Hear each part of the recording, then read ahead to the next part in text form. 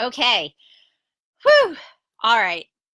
In the middle of a cooking marathon here, the chicken's in the oven. I've got a small window to finish the talk. So this is the continuation of my Rosh Hashana talk, which began while I was at the car garage this morning and got interrupted when the part I needed came in. So I'm going to do a very quick recap if you are coming on in now. And if you go to my timeline, you're going to see the other video. One is a short just message that I'm going to be doing the video. The other one is the video. It's about 40 minutes and it's the majority actually of the talk. And then this is the tail end. I also have a handout, which I realized I cannot upload just onto Facebook. So you need to send me a private message if you want that, and I will send it to you. But what we've been discussing is the concepts of changing our garments for, oh, hi guys, changing our garments on Rosh Hashanah, which is our thought, our speech, and our action. And we've been connecting those. Basically, if you've ever heard my mind control talk, this is a shift on that related to Rosh Hashanah, about thought being related to the concept of justice, speech to loving kindness, and action to walking humbly with our God. And the first two handled thought and speech. And I spoke about, basically the power we have to shift and change our thoughts, which is the innermost concept of Rosh Hashanah, Rosh being head, Shana being from the root shinoi, to shift change. And then with speech, how it's about creating new realities and how we speak. And I showed everybody the handout, which is going to be backwards on your video, but the year 5780, the year of the letter pei, which is 80 numerically, and how inside the pei is the letter beit, the idea that we need to think before we speak. And that's basically where we left off, now going into action. And one thing, though, that I forgot to mention that is not going to necessarily make sense out of context if you are just jumping in now, but I was speaking about how our thoughts shift and change our reality. But another really important thing that has also been documented and scientifically proven is that the thoughts other people have about us shift and change our reality. Now, we know that in speech because the whole story I was giving in the last talk was about how harmful, oh, I'm so hot, how harmful, negative, toxic speech that is self-talk that we say to ourselves impacts us. And obviously, if somebody else says it to us, it's also going to impact us. But what somebody thinks has the power to influence how we think and how we speak and how we act. And I want to just share something amazing. I was giving these few shout outs when I shared the story about what happened to me in Arizona and trying to get to Toronto and all the amazing people in Arizona who helped me. But something I left out, which is really important, is that when I made that phone call, which let me tell you, was not a fun phone call to make, to Rifki Shochet, who is the woman who was arranging this huge event in Toronto. It was called Cover Girl, and it was all about the concept of hair covering, and I hope to post that video as soon as it was professionally filmed, as soon as I get access to it. But I had to call her minutes before I was about to teach, and so I couldn't talk and I couldn't really explain, and the bottom line was I had no information. I didn't have another flight. I wasn't sure how or if or in what way I was going to make it to Toronto in time for my talk. She had arranged this major event and I had to call her and say, please don't be at the airport tomorrow morning. I'm not going to be there. And because of the 3-hour time difference and how late it was going to be after my talk, I had to speak to her. So I called up. I have no time to speak, and I just say to her, I'm not sure how it's going to work out, and I don't have any details yet, but I unfortunately don't have my passport, and I'm going to get there. Not sure how, but don't come to the airport in the morning to pick me up. I will update you. And her response was unbelievable. This woman, in the midst of planning a huge event, 1 week, mind you, before Rosh Hashana, says, it's going to work out. It's going to be okay. It's going to be fine. Just update me when you have information. And I almost just broke into hysterics. I was hysterical already when I called, but just her words and her demeanor and her faith and her just reassurance and assurance I would get there was incredible, because she had every right to freak out, to be like, oh my God, you don't have your passport? What are we going to do? And what if you can't make it? And what if there aren't flights? Even if she was thinking that, I don't even think she was thinking that. She just, with complete and absolute calmness, just put me in a place of complete belief. So her attitude translated into her speech, her thought, which she was choosing to see in all of this, absolutely shifted how I was able to handle it, and that I was able to be positive and optimistic and only see the beauty and the blessings that were going to come out of this. And she and I have been in touch the entire time since, with all the different parts and all the moving miracles that came about through that event. So just as we go into action, to also remember, it's not only obviously how we think about ourselves and our situations, how we speak to ourselves, but likewise, of course, what we think of others, how we think of others, how we choose to see others, and how we communicate that. So with that, we are going into action. And there is a well-known statement by the sages that, I believe it's by the sages, Hamaisa hu ha'ikr. It is the action that counts, that ultimately it is going to boil down to what we do. We can have great intentions, we can think amazing things, but if we don't translate that into action, if it doesn't happen, at the end of the day, it doesn't happen. So, and likewise, you can talk and you can say things and you can, pump yourself up with speech, but if you don't do it, if you don't act on what you've said, it ends up at least seeming insincere, even if that wasn't the intention. So I want to share a story that my very good friend, Neely Cousins, shared in one of her talks, and it's Israel for her, so she's not even hearing her shout out. But she shares this great story that really brings home the idea of Hamaisa hu ha'ikr. It's the action that counts. And the story goes as follows, that there is a guy who is very well qualified and has worked exceptionally hard for his dream job, his dream position. And he has gone through the initial interview stage, and he has gone through the next level of selection. And he is in that final stage. It boils down to him and maybe another one, if not a few other candidates. And he's called in for his final big interview. Like, this is going to make or break it. So he goes to the headquarters and he comes on in, and they said, welcome. It's so nice to see you. We're running a bit behind. If you don't mind just waiting in that conference room over there, we will be with you as soon as we can. No problem. He goes into the conference room. He sits down. It's a completely empty room filled with chairs, and he's just waiting to be called. And a few minutes later, a guy walks in. He says, oh, hey, sorry, I didn't know anybody was in here. I'm going to need these chairs, so I hope you don't mind. We're just going to be going back and forth, bringing these out. No problem. Great, and smiles at him and sits there. And this man continues to come in, and one by one, he picks up a chair and he brings it out and, has to open the door, and the door closes, and he comes back in and grabs another one. And he continues to do this until the only two chairs left is the chair the guy's sitting in and the chair he has his things on. So, he says, oh, I'm so sorry, if you don't mind moving your things, I need that chair. Sure, no problem. Moves his stuff.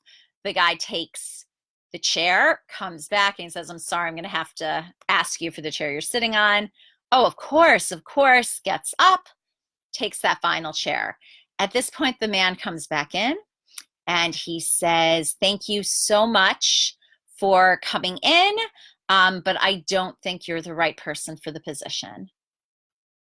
And he's shocked. He's like, wait, hold on. I haven't had my interview yet. I'm waiting. I haven't been called in.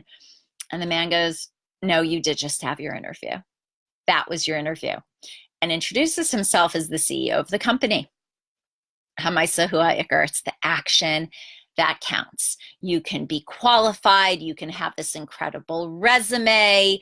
You can have everything on paper. But if you're going to sit there while this guy walks in and schleps and carries and comes back and forth every single chair, and you don't even offer to keep the door open for him or to help him, that was your interview. That's what he was saying. You're not a team player. You're not clearly somebody who's going to just see what's needed and do it. We need somebody who sees and acts. And that idea of acting is so essential, and even if the guy was doing it just to impress him, even if it wasn't, let's say, coming from the kindness of his heart, and he was just like, ooh, opportunity to show off. I'm going to show what a great, nice guy I am. That's okay. Because, this is what the sages say, that, what is it that I've got? Yes. This is the statement from Chazal, from the sages, that if you do the right thing for the wrong reason, even, you will come to do the right thing for the right reason. Nike coins it perfectly. Just do it, right? We even say fake it till you make it. Just do the right thing. Get out there and act on it. And by doing that, you're going to come to do it for the right reason. So one of the things we see as well is that there's been a lot of experimentation done and documented how positive emotions are contagious. That, when we laugh, even if we're forcing ourselves to laugh, there's even laughter therapy, right? That the neurochemicals in our brain start firing. They make us think we're happy, even if we weren't originally happy when we began it. So when we mimic positive people, when we mimic their actions, when we force ourselves to walk with our head up high, right, and good posture, and we smile, and we do the actions of someone who is motivated and somebody who is positive and optimistic, right? We said that in the Happiness Advantage, it talks about the 3 things we should be doing to shift our thoughts. One is, what are they? 1 second. One is happiness, right? The second is gratitude, and the third is optimism. And if we simply mimic those behaviors in other people, we'll trick ourselves into thinking that's sincere for us. So it will be a pure fake it till you make it approach. So again, even if you're doing it for the wrong reason, you'll come to do it for the right reason. And you can totally Google all these, great things people have done about, laughing on a subway, right? And one person breaks out in absolute hysterics, right? They're reading a text, or somebody whispers something in their ear, and they are just uncontrollably laughing. And what ends up happening?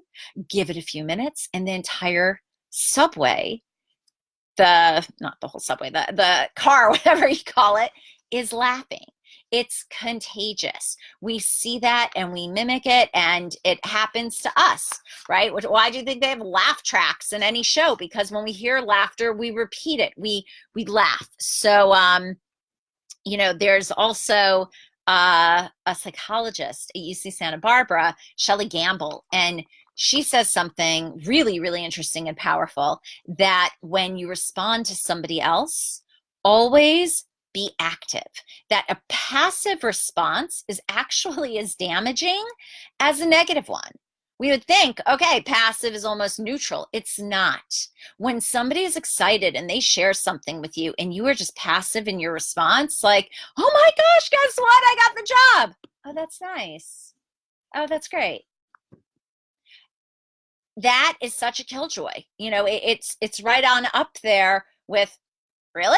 Oh, I'm surprised they hired you. Like the passive is, it hits us as harshly as the negative. So we want to respond actively. We want to have that intensity. And another very powerful idea, this is in a book called Connected, and I don't have the authors actually written down on this sheet, but in this book, Connected, it says that there are 1,000 people within 3 degrees of most of us. So when we do something, when we shift how we think, when we shift how we speak, when we shift how we act, that change in those garments, in that behavior, can influence and impact 1,000 people. And it's such an incredible power that takes place and that comes about from that. And we see, we spoke about what is the Torah approach then to shifting our thoughts. It's through learning. When we learn Torah, when we fill our heads, since we can't multi-think, with positive and holy talks and ideas, that is going to influence and shift how we think. When it comes to speech, we say blessings. We wish people, right now we're saying a Gamar Chasima Tova, you should be sealed for a sweet new year. We say Shana Tova, it should be a good and healthy year. We say the blessings, we say them, and just by verbalizing them, I said abracadabra, barekadibor, I create when I speak. We give it reality. We give it a permanence. We say the blessings. We nullify our vows. We do things specifically through speech. We ask for forgiveness. We don't just think we're sorry. We say we're sorry. We ask somebody to forgive us. And then when it comes to the action, it's all about action. In Judaism, it's all about the action. What we eat, we dip the apple in the honey. We eat the head of a fish. We eat the meal. We hear the shofar. We blow the shofar. All the different aspects are action oriented, that we do, that we create reality through our actions. So we have thought being the foundation, speech being almost the actualization, and then action, I guess action would be the actualization, speech being, bringing it into reality from our minds, and then action impacting our reality around us. And we really see, and ending with this concept. So why would action then be related to walking modestly or humbly with our God?